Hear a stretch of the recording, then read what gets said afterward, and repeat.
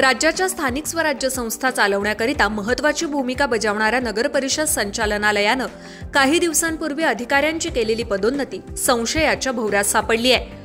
सहाय्यक आयुक्त पदावरील अधिकारी आणि मुख्याधिकारी ब गटातील अधिकाऱ्यांना पदोन्नती दिल्यानंतर या अधिकाऱ्यांना त्याच स्थानिक स्वराज्य संस्थांमध्ये ठेवण्याची मेहरबानी काही अधिकाऱ्यांवर दाखवण्यात आली आहे।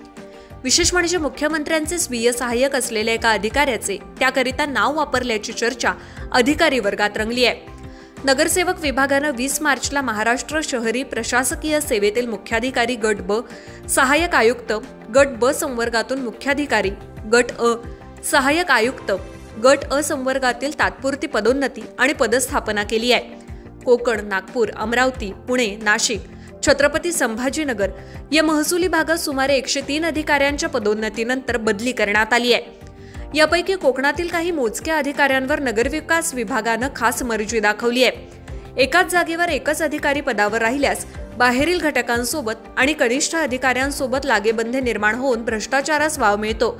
या धारणेमुळे प्रशासनाकडून अशा अधिकाऱ्यांच्या तात्काळ बदली केली जाते अथवा दुसऱ्या विभागात बदली केली जाते।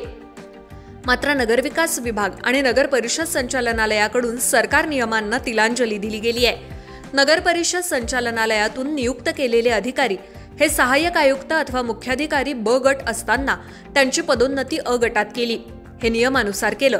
आता मुख्याधिकारी ब गट हे सहाय्यक आयुक्त या पदाशी समकक्ष आहेत आणि मुख्याधिकारी अ गट हे उपायुक्त या पदाशी समकक्ष आहेत।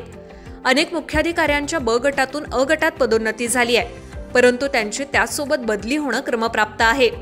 बदल्यांचे विनियमन आणि विलंबास प्रत्यव्यय अधिनियमन अंतर्गत दर 3 वर्षांनी बदली होणं अपेक्षित आहे। पण या मुख्याधिकाऱ्यांच्या बाबतीत त्याच महापालिकेतील सहाय्यक आयुक्ताची पदोन्नती होऊन त्याच महापालिकेत उपायुक्त म्हणून नियुक्ती दिली गेली आहे किंवा मुख्याधिकारी ब गटातून अ गटात पदोन्नती दिली तर त्याच नगर परिषदेत नियुक्ती दिली गेली आहे।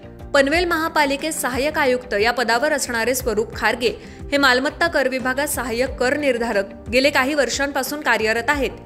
असं असताना त्यांची सहाय्यक आयुक्त पदावरून उपायुक्त पदावर बढती मिळाल्यानंतर पुन्हा रिक्त असलेल्या उपायुक्त पदावर नियुक्ती केली आहे। विशेष म्हणजे खारगे यांना पुन्हा ते कार्यरत असलेले कर निर्धारक पदावरूनही बढती देत आता मालमत्ता कर विभागाचे उपायुक्त हे पद बहाल करण्यात आलंय। या पदावर बाहेरून इतर अधिकारी देखील येऊ शकत असताना नगरविकास विभाग आणि महापालिका आयुक्तांनी खरगे यांच्यावर विशेष प्रेम दाखवलंय। यासारखेच उरण नगर परिषदेतही झालंय। उरण नगर परिषदेवर काही वर्षांपासून समीर जाधव मुख्याधिकारी कार्यरत आहेत। पूर्वी हे पद ब दर्जाचं होतं, आता नगर परिषद संचालनालयानं अ केलं। तसंच जाधव यांना ही बढती अ गटावर देण्यात आली। जणू काही जाधव यांच्यासाठीच उरण नगर परिषदेच्या मुख्याधिकारी पदाची बढती अ दर्जाच्या गटात केल्याची चर्चा उरण नगर परिषदेमध्ये रंगली आहे। पनवेल महापालिका आणि उरण नगर परिषदेत झालेल्या नियुक्त्या या नगर परिषद अधिनियमाच्या विरुद्ध आहेत, परंतु नगर परिषद संचालनालयातील अधिकारी आणि पदोन्नत झालेले मुख्याधिकारी यांनी एकमेकांशी साटलोट करून लाभाची पदं पदरात पाडून घेतल्याची चर्चा आहे। पदोन्नती झालेले अधिकारी राज्यातील इतर 26 महापालिकांमध्ये रिक्त पदांवर हे पदोन्नती झालेले अधिकारी जाऊ शकतात। मात्र रोज फायलींमागे मिळणारी मलई आणि वरिष्ठांसोबत निर्माण झालेले सौहार्दपूर्ण संबंध यामुळे हे अधिकारी जनतेची लूट करण्यासाठी लादले गेले असल्याचं बोललं जात आहे। जीडीचा आशीर्वाद महत्वाचा।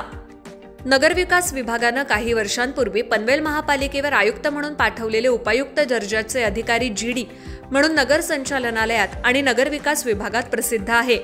कोल्हापूरचे संबंध आणि तत्कालीन मुख्यमंत्र्यांसोबत असलेली जवळीक वापरून हा अधिकारी MMR मध्येच राहत आहे। गेल्या 5 वर्षांपेक्षा अधिक काळ हा अधिकारी ठाणे, पनवेल आणि आता सिडको अशा महत्त्वाच्या प्राधिकरणांवर मोठ्या पदांवर राहिलाय। सध्या IAS अशा पदांच्या दर्जाच्या अधिकाऱ्यांच्या पदावर कार्यरत असणारा हा अधिकारी पनवेल आणि उरणमधील अधिकाऱ्यांच्या पदोन्नती मागे असल्याची चर्चा अधिकारी वर्गात रंगली आहे। विकासनामा, नवी मुंबई।